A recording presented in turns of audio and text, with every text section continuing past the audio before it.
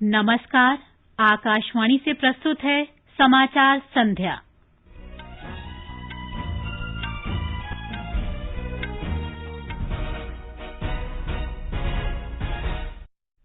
बिहार में विधानसभा चुनाव के कल होने वाले दूसरे चरण के मतदान की सभी तैयारियां पूरी। इस चरण में 17 जिलों के 94 विधानसभा क्षेत्रों में वोट डाले जाएंगे। सरकार ने आपात ऋण सुविधा गारंटी योजना की अवधि 30 नवंबर तक बढ़ाई। देश में कोविड से ठीक होने की दर 91.68% हुई। अमेरिका में राष्ट्रपति पद के चुनाव प्रचार के अंतिम दिन डोनाल्ड ट्रंप और जो बाइडेन मतदाताओं को अपने पक्ष में करने के लिए जोर शोर से जुटे। और आईपीएल क्रिकेट में अबू धाबी में दिल्ली कैपिटल्स और रॉयल चैलेंजर्स बेंगलोर के बीच मुकाबला जारी।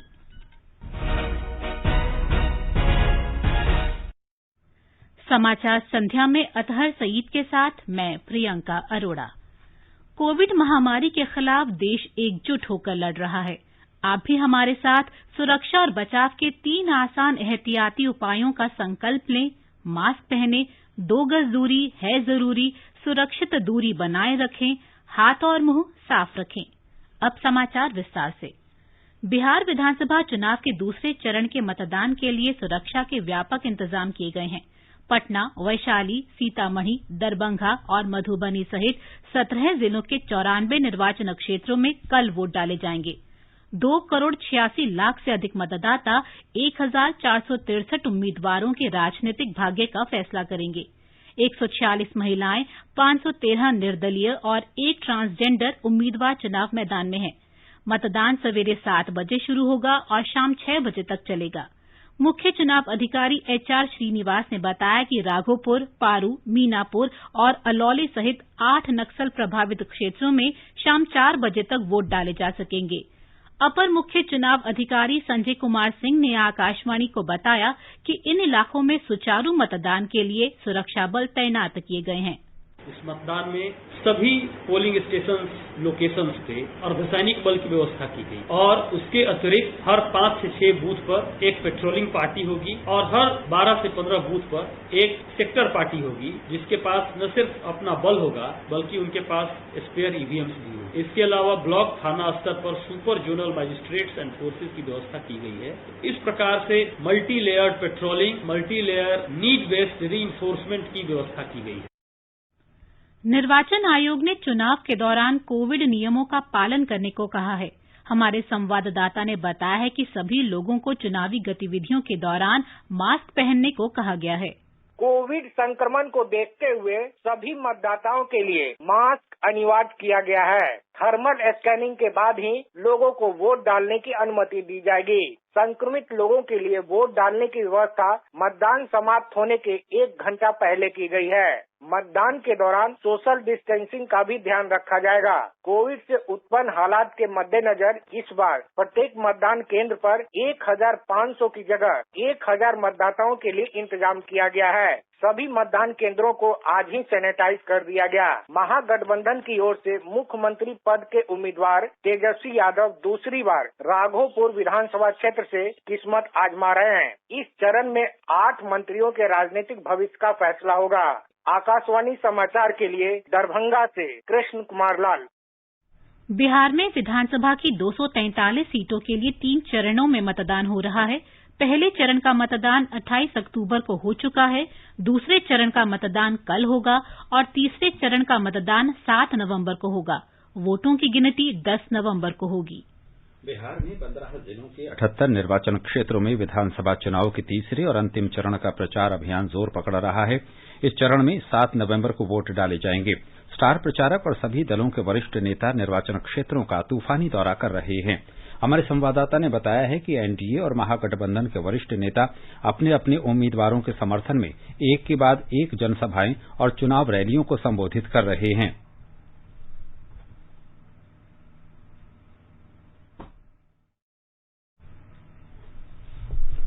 तेलंगाना विधानसभा के दुबक्का निर्वाचन क्षेत्र के लिए कल होने वाले उपचुनाव की सभी तैयारियां पूरी कर ली गई हैं। ये सीट विधायक एस रामालिंगा रेड्डी के निधन के कारण खाली हुई है। 300 मतदान केंद्रों पर 1,98,000 से ज्यादा मतदाता अपने मताधिकार का उपयोग करेंगे। मतदान के लिए 1,100 ईवीएम और 543 वीवीपैट मशीनें लगाई गई हैं। कुल 23 उम्मीदवार चुनाव मैदान में हैं। हालांकि मुख्य मुकाबला सत्तारूढ़ तेलंगाना राष्ट्र समिति टीआरएस और विपक्षी भाजपा तथा कांग्रेस के उम्मीदवारों के बीच है। टीआरएस ने दिवंगत विधायक की पत्नी एस सुजाता को अपना उम्मीदवार बनाया है। सभी मुख्य पार्टियों के वरिष्ठ नेताओं ने अपने अपने उम्मीदवारों के पक्ष में चुनाव प्रचार किया। मध्य प्रदेश में 19 जिलों के 28 निर्वाचन क्षेत्रों में कल होने वाले विधानसभा उपचुनाव के लिए सुबह 7 बजे से शाम 6 बजे तक मतदान होगा। कोविड-19 के मद्देनजर मतदान का समय 1 घंटा बढ़ाया गया है। हमारे संवाददाता ने बताया है कि राज्य के मुख्य चुनाव अधिकारी ने मतदाताओं से लोकतंत्र को मजबूत करने के लिए अपने अपने मताधिकार का उपयोग करने की अपील की है। 230 सदस्यीय मध्य प्रदेश विधानसभा में वर्तमान में 201 सदस्य हैं। इनमें से भाजपा के 107 विधायक हैं, जबकि कांग्रेस के सदस्यों की संख्या 87 है। 7 सदस्य निर्दलीय और अन्य दलों से हैं। शेष 29 सीटें खाली हैं, जिनमें से 28 पर कल मतदान होगा। उपचुनाव के बाद किसी भी पार्टी को सत्ता में रहने के लिए 116 विधायकों की जरूरत होगी। भाजपा को सत्ता में बने रहने के लिए 9 विधायक चाहिए, जबकि कांग्रेस के लिए सभी 29 सीटें जीतना जरूरी है। उधर संयुक्त मुख्य निर्वाचन अधिकारी मोहित बुंदस ने बताया कि कोविड-19 से सुरक्षा के लिए मतदान केंद्रों पर सभी आवश्यक व्यवस्थाएं पूरी कर ली गई हैं। मतदान केंद्रों पर मास्क लगाने, सैनिटाइजेशन और थर्मल स्कैनिंग के लिए सभी उपाय किए गए हैं। मतदान केंद्रों पर सामाजिक दूरी का पालन सुनिश्चित करने के लिए 6 फीट की दूरी पर गोले भी बनाए गए हैं। संजीव शर्मा, आकाशवाणी समाचार, भोपाल। गुजरात में 8 निर्वाचन क्षेत्रों में विधानसभा उपचुनाव के मतदान की तैयारियां पूरी कर ली गई हैं। हमारे संवाददाता ने बताया है कि कल वोट डाले जाएंगे और मतगणना 10 नवंबर को होगी।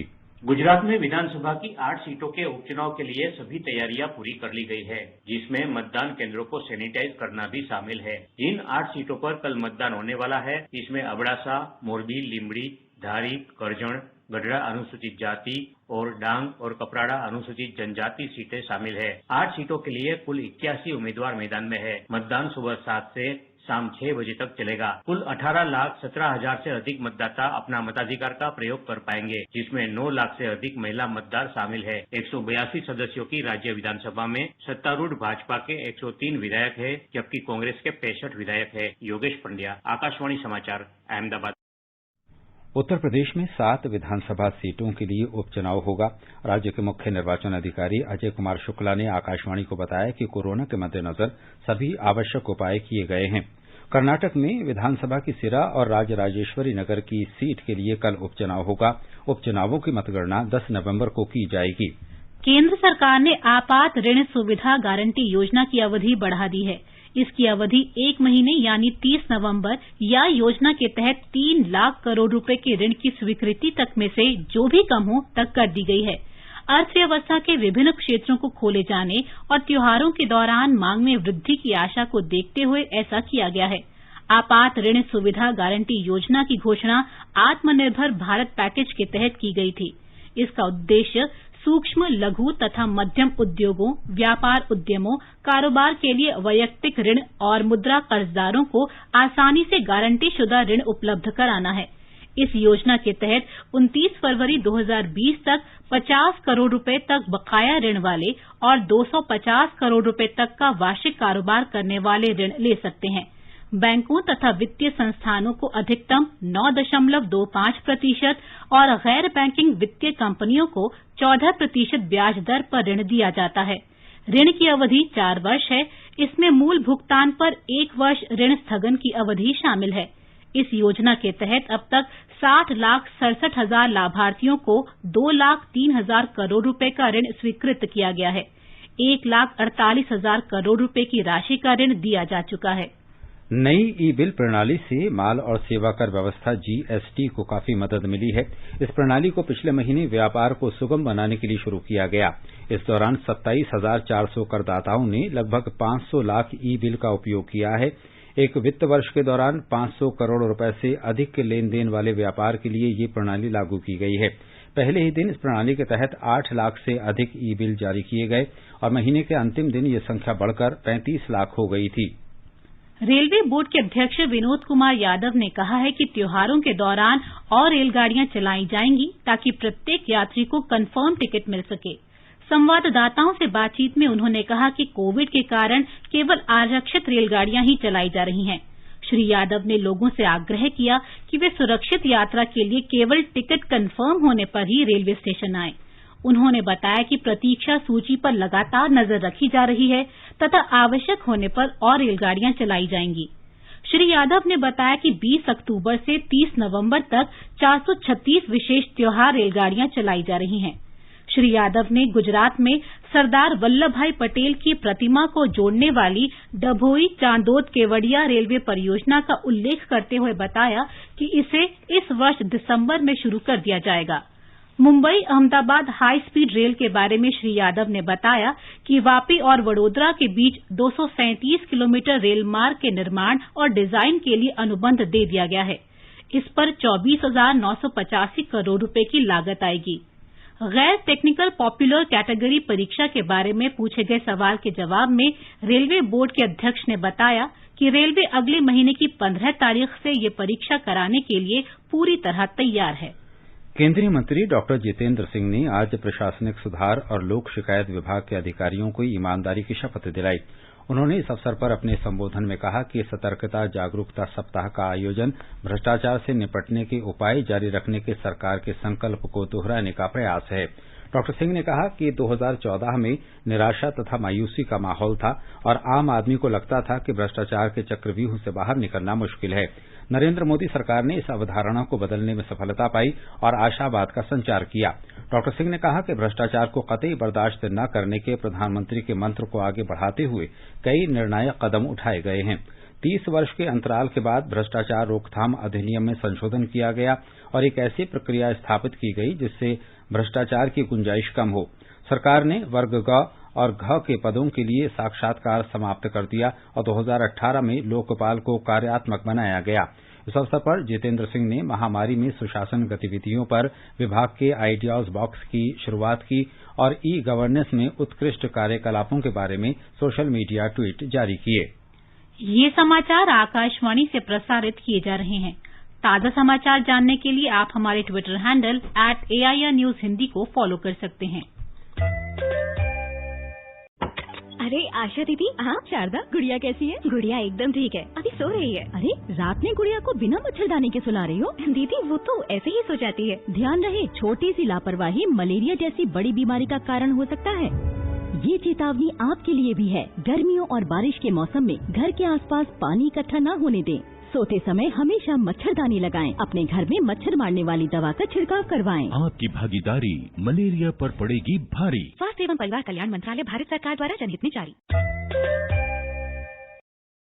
ये आकाशवाणी है। आगे बढ़ने से पहले मुख्य समाचारों पर एक नजर। बिहार में विधानसभा चुनाव के कल होने वाले दूसरे चरण के मतदान की सभी तैयारियां पूरी।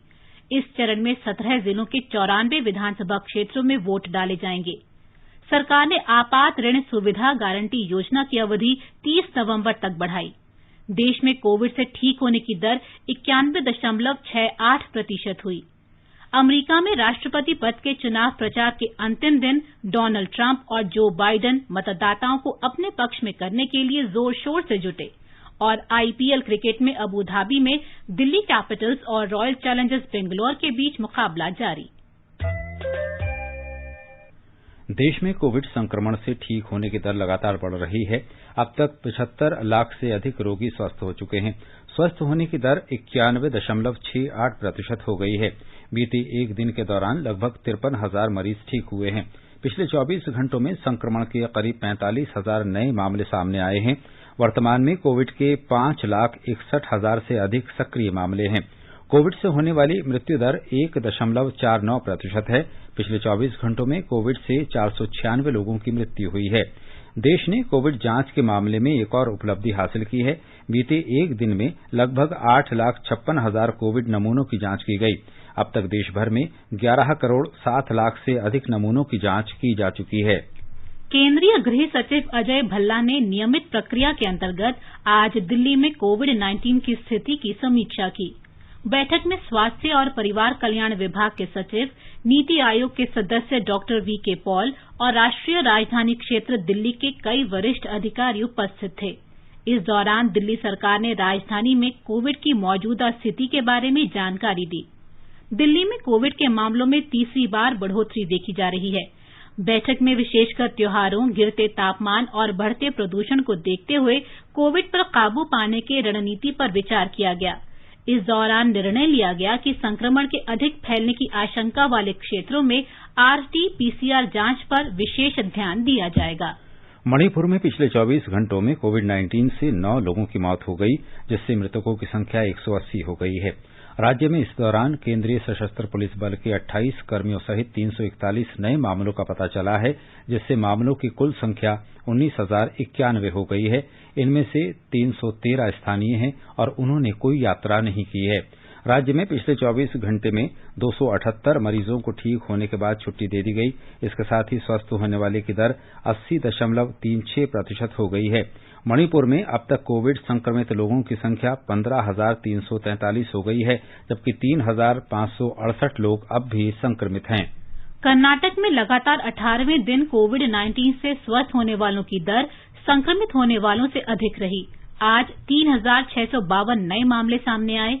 हमारे संवाददाता ने बताया है कि राज्य में अब तक कुल 8,053 लोग इस महामारी से ठीक हो चुके हैं। कोविड टेस्टिंग और चिकित्सा में बढ़ोतरी होने की वजह से अच्छे नतीजे देखने को मिल रहे हैं। सितंबर में हर रोज 4,000 टेस्ट किए जाते थे, आज इसे 1 लाख के आसपास लाया गया है। अक्टूबर के आरंभ में हर रोज 10,000 से ज्यादा नए प्रकरण पता लगते थे, आज इसे 4,000 के नीचे लाया गया है। राज्य वॉर रूम के मुखिया मुनीश मौदगिल जी का कहना है कि ज्यादा से ज्यादा RT-PCR टेस्ट करने की वजह से नए कोविड केसेस पता लगाने में सुधार आया है, जिससे नए कोविड केसेस में गिरावट आई है। राज्य का रिकवरी रेट 92% से ज्यादा है। सुधींद्र, आकाशवाणी समाचार, बेंगलुरु। केंद्र शासित प्रदेश पुदुचेरी में कोरोना महामारी के मामलों में कमी आ रही है। सभी चारों क्षेत्रों में सिर्फ 70 नए मामले सामने आए। कोविड-19 से आज किसी की भी मृत्यु की खबर नहीं है। स्वास्थ्य विभाग के अनुसार पुदुचेरी क्षेत्र में 62, यानम में 6 और माहे में 2 मामले सामने आए हैं। कराईकल से कोई मामला दर्ज नहीं हुआ। इस बीच 482 लोगों को विभिन्न अस्पतालों से छुट्टी दे दी गई है। अब तक 35,178 लोग कोरोना से संक्रमित हुए हैं। इनमें से 31,627 लोग ठीक हो चुके हैं। प्रदेश में मृत्यु दर 1.69% रह गई है और स्वस्थ होने वालों की दर 89.91% है। बिहार में कोविड से ठीक होने वालों की दर 96% से अधिक हो गई है। राज्य में सक्रिय मरीजों की संख्या लगातार कम हो रही है। इस समय लगभग 7,000 मरीजों का उपचार चल रहा है। पिछले 24 घंटे के दौरान 1194 मरीज ठीक हुए, जबकि 777 नए मामलों का पता चला है। अब तक राज्य में 2,09,000 से अधिक व्यक्ति कोरोना संक्रमण से ठीक हो चुके हैं। महाराष्ट्र में 11वीं के छात्रों के लिए आज से ऑनलाइन कक्षाएं शुरू हो गई हैं। राज्य की स्कूल शिक्षा मंत्री वर्षा गायकवाड़ ने ट्वीट संदेश में कहा कि छात्र अपनी पसंद के विषयों में अपनी पढ़ाई शुरू कर सकते हैं, भले ही उन्हें किसी भी कॉलेज में प्रवेश न मिला हो। एक रिपोर्ट।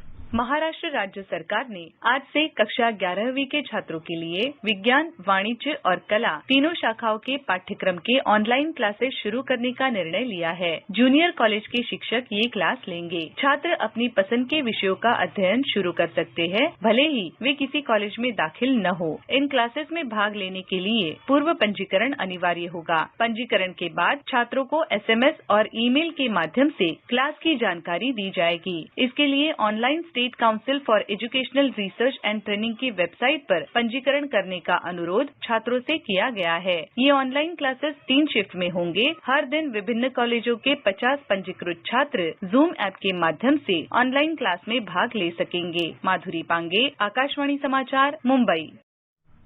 हिमाचल प्रदेश में 9वीं से 12वीं तक के छात्रों के लिए स्कूल आज से फिर खुल गए। हाल ही में राज्य मंत्रिमंडल की बैठक में कक्षाएं नियमित रूप से संचालित करने का निर्णय लिया गया था। हालांकि छात्रों को उपस्थिति के लिए बाध्य नहीं किया जाएगा। राज्य में सभी कॉलेजों में भी आज से कक्षाएं फिर शुरू हो गईं। असम में 8 महीने के बाद आज उच्च प्राथमिक से विश्वविद्यालय स्तर तक के सभी शिक्षण संस्थान खुल गए हैं। सरकारी सूत्रों के अनुसार प्रवेश द्वार पर छात्रों, शिक्षकों और कर्मचारियों सहित सभी की स्क्रीनिंग की गई। छात्रों को उपस्थिति के लिए बाध्य नहीं किया जाएगा और उनकी उपस्थिति अभिभावकों की सहमति पर निर्भर करेगी। हमारे संवाददाता ने बताया कि सभी शिक्षण संस्थानों के छात्रावास अगले आदेश तक बंद रहेंगे। आकाशवाणी के एक विशेष कार्यक्रम में लेडी हार्डिंग मेडिकल कॉलेज नई दिल्ली के निदेशक डॉक्टर NN माथुर ने कहा कि कोविड के इलाज के लिए अतिरिक्त सावधानी बरतना एकमात्र उपाय है। उन्होंने सलाह दी कि बस और अन्य सार्वजनिक परिवहन में यात्रा के दौरान लोग मास्क जरूर पहनें और अपने हाथों को साफ करते रहें। ये लड़ाई जो है 3 स्तंभों पे हम लड़ रहे हैं जब तक कि हमारे पास वैक्सीन या कोई ट्रीटमेंट नहीं आता। एक तो मास्क, सोशल डिस्टेंसिंग और हैंड हाइजीन।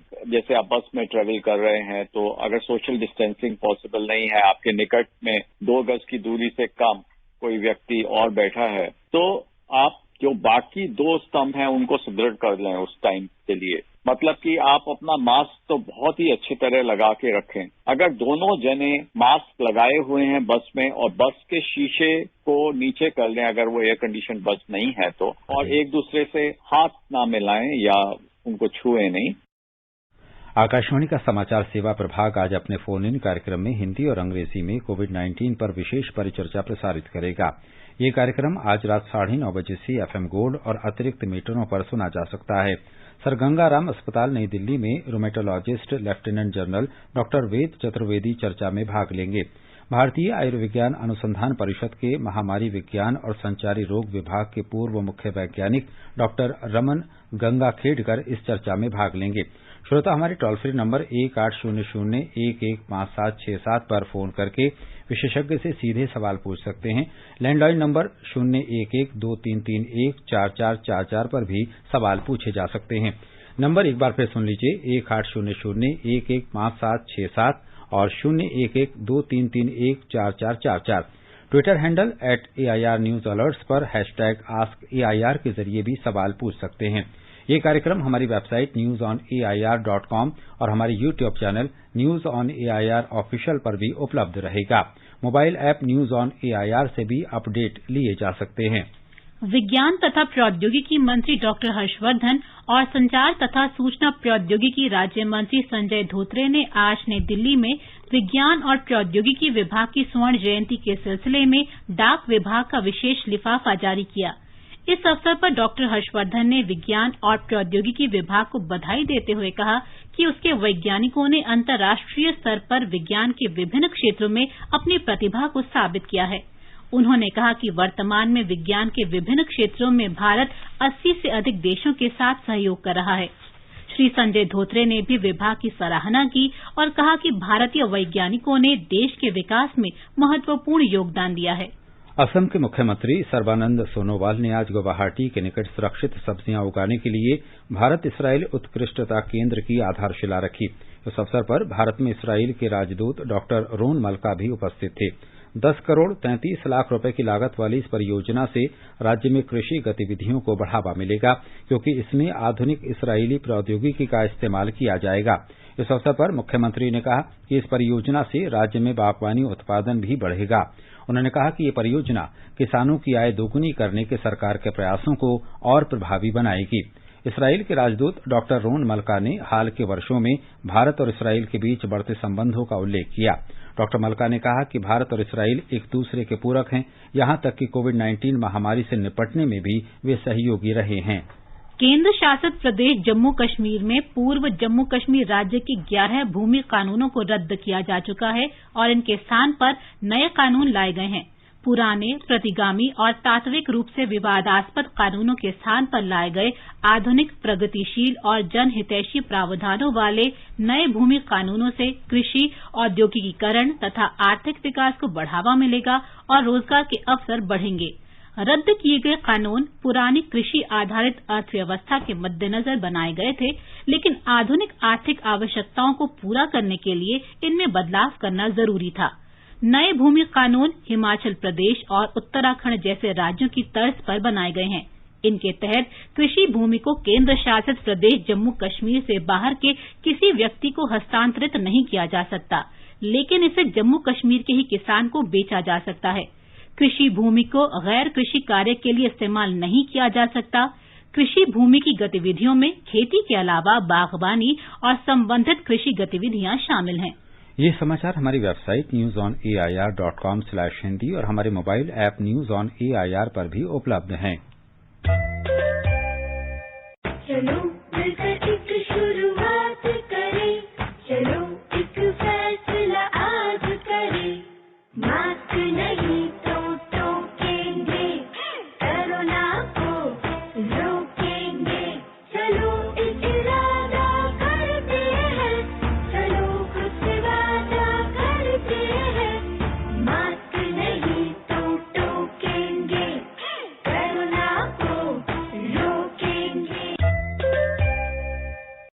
समाचार संध्या में आपका फिर स्वागत है। अमेरिका में राष्ट्रपति चुनाव के लिए 36 घंटों से भी कम का समय रह गया है। राष्ट्रपति डोनाल्ड ट्रंप 4 महत्वपूर्ण राज्यों में चुनाव सभाएं कर रहे हैं, जबकि उनके प्रतिद्वंद्वी और डेमोक्रेटिक पार्टी के उम्मीदवार जो बाइडेन पेंसिल्वेनिया और ओहायो में चुनाव प्रचार कर रहे हैं। Trump north Carolina, Pennsylvania, Wisconsin और मिशिगन में चुनाव सभाएं कर रहे हैं। उधर जो बाइडेन और उपराष्ट्रपति पद की उनकी सहयोगी उम्मीदवार कमला हैरिस पेंसिल्वेनिया में चुनाव प्रचार कर रही हैं। इस राज्य को हैरिस के लिए महत्वपूर्ण माना जा रहा है। रिकॉर्ड 9 करोड़ से अधिक मतदाता राष्ट्रपति चुनाव में अब तक डाक से और व्यक्तिगत रूप से मतदान कर चुके हैं, जो कुल मतदाताओं का लगभग 40% है। आईपीएल में आबूधाबी में रॉयल चैलेंजर्स बैंगलोर ने दिल्ली कैपिटल्स के साथ ताजा समाचार मिलने तक 13वें ओवर में 2 विकेट पर 82 रन बना लिए थे। इससे पहले दिल्ली ने टॉस जीतकर गेंदबाजी करने का फैसला किया। प्ले ऑफ में जाने के लिए ये मुकाबला काफी अहम है। दोनों ही टीमों में से जो भी टीम ये मैच जीतेगी वो न केवल प्ले ऑफ के लिए क्वालिफाई कर लेगी, बल्कि पॉइंट्स टेबल में दूसरे पायदान पर भी रहेगी। आकाशवाणी का समाचार सेवा प्रभाग आज अपने फोन इन कार्यक्रम में हिंदी और अंग्रेजी में कोविड-19 पर विशेष परिचर्चा प्रसारित करेगा। ये कार्यक्रम आज रात 9:30 बजे से एफएम गोल्ड और अतिरिक्त मीटरों पर सुना जा सकता है। सर गंगाराम अस्पताल नई दिल्ली में rheumatologist lieutenant general doctor Ved Chaturvedi चर्चा में भाग लेंगे। श्रोता हमारे टोल फ्री नंबर 1800-115767 पर फोन करके विशेषज्ञ से सवाल पूछ सकते हैं। लैंडलाइन नंबर 01123314444 पर भी सवाल पूछे जा सकते हैं। और अब एक नजर कल के मौसम के पूर्वानुमान पर। राष्ट्रीय राजधानी दिल्ली में कल धुंध छाई रहेगी। तापमान 11 से 30 डिग्री सेल्सियस के बीच रहने के आसार हैं। मुंबई में आमतौर पर आसमान साफ रहेगा। न्यूनतम तापमान 23 और अधिकतम तापमान 33 डिग्री सेल्सियस के आसपास रहेगा। चेन्नई में आंशिक रूप से बादल छाए रहेंगे। तापमान 25 और 33 डिग्री सेल्सियस के बीच रहने की संभावना है। कोलकाता में भी आंशिक रूप से बादल छाए रहने के आसार हैं। तापमान 22 और 32 डिग्री सेल्सियस के बीच रहेगा। केंद्र शासित प्रदेश जम्मू कश्मीर के जम्मू में आमतौर पर आसमान साफ रहेगा। न्यूनतम तापमान 13 डिग्री सेल्सियस, अधिकतम तापमान लगभग 31 डिग्री सेल्सियस रह सकता है। श्रीनगर में भी आसमान साफ रहेगा। न्यूनतम तापमान 1 डिग्री सेल्सियस और अधिकतम तापमान 20 डिग्री सेल्सियस रहने की संभावना है। लेह में न्यूनतम तापमान 0 से 3 डिग्री सेल्सियस नीचे रहेगा। अधिकतम तापमान 12 डिग्री सेल्सियस रहने की संभावना है। गिलगित में सुबह धूप खिली रहेगी, लेकिन दिन में आंशिक रूप से बादल छा सकते हैं। तापमान 1 से 23 डिग्री सेल्सियस के बीच रहने के आसार हैं। मुजफ्फराबाद में आसमान साफ रहेगा। तापमान 7 और 28 डिग्री सेल्सियस के आसपास बना रह सकता है। समाचार कक्ष से निखिल कुमार। और अब आर्थिक जगत की खबरों के साथ हैं विशाल शर्मा। बंबई शेयर बाजार का संवेदी सूचकांक आज 39,758 पर बंद हुआ। नेशनल स्टॉक एक्सचेंज का निफ्टी भी 11,669 पर पहुंच गया। अंतरबैंक विदेशी मुद्रा बाजार में ₹36 कमजोर होकर $1 के मुकाबले ₹73.43 पर बंद हुआ। मल्टी कमोडिटी एक्सचेंज पर सोने के दाम ₹50,942 प्रति 10 ग्राम रहे। चांदी ₹61,940 प्रति किलोग्राम दर्ज हुई और अंतर्राष्ट्रीय बाजार में ब्रेंट कच्चे तेल की कीमत $37.10 के आसपास रही। प्रधानमंत्री ने गुरु रामदास के प्रकाश पर्व के अवसर पर लोगों को बधाई दी है। एक ट्वीट में उन्होंने कहा कि गुरु रामदास जी ने हर तरह के भेदभाव को समाप्त करने और लोगों की सेवा में अपना जीवन लगा दिया। और अंत में मुख्य समाचार एक बार फिर। बिहार में विधानसभा चुनाव के कल होने वाले दूसरे चरण के मतदान की सभी तैयारियां पूरी। इस चरण में 17 जिलों के 94 विधानसभा क्षेत्रों में वोट डाले जाएंगे। सरकार ने आपात ऋण सुविधा गारंटी योजना की अवधि 30 नवंबर तक बढ़ाई। देश में कोविड से ठीक होने की दर 91.68% हुई। अमेरिका में राष्ट्रपति पद के चुनाव प्रचार के अंतिम दिन डोनाल्ड ट्रंप और जो बाइडेन मतदाताओं को अपने पक्ष में करने के लिए जोर शोर से जुटे। और आईपीएल क्रिकेट में अबूधाबी में दिल्ली कैपिटल्स और रॉयल चैलेंजर्स बेंगलोर के बीच मुकाबला जारी। इसके साथ ही समाचार संध्या का ये अंक समाप्त हुआ। नमस्कार।